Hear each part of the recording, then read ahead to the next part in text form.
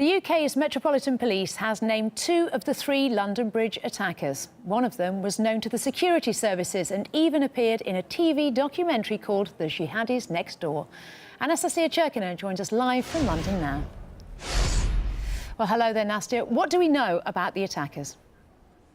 Well, Kate, police have now released the names and photos of the 2 of the 3 attackers that were involved in the events that unraveled here in London on Sunday night. And we have found out that one of the men is 30-year-old Rachid Redouane. He was living in Barking in East London and is said to have been of Moroccan-Libyan descent. And the other man is 27-year-old Pakistan-born Khuram.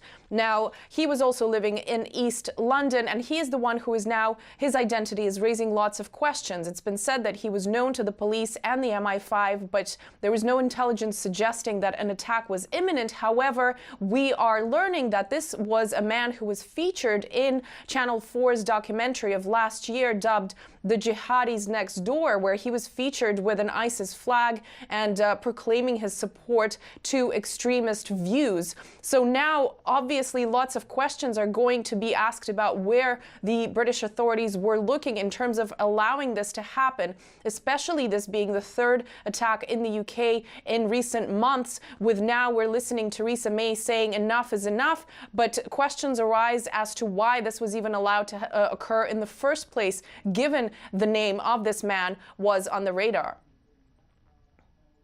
It is time to say enough is enough. There is, to be frank, far too much tolerance of extremism in our country. And obviously, this is not a big question now relevant to the UK, but also the rest of Europe. We have to keep in mind that previous and latest incidents of terrorist attacks where officials seem to have been aware of the identities of the people involved. I mean, if we take a look, the Westminster attack that occurred here in London in March, the identity of the attacker was known to the police and he had a range of convictions, yet the attack was still able to be carried out.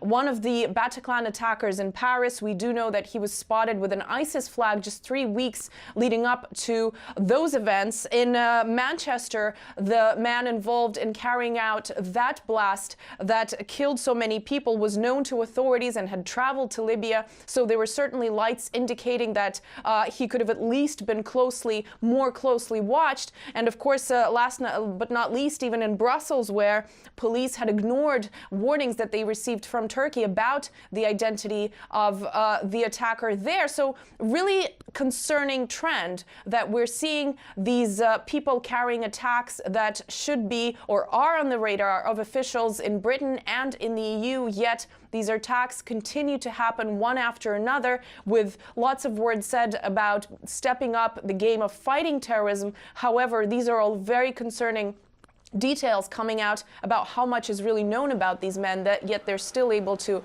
carry out these attacks. Yes, indeed. RT's Anastasia Churkina, thank you very much indeed. Thank you.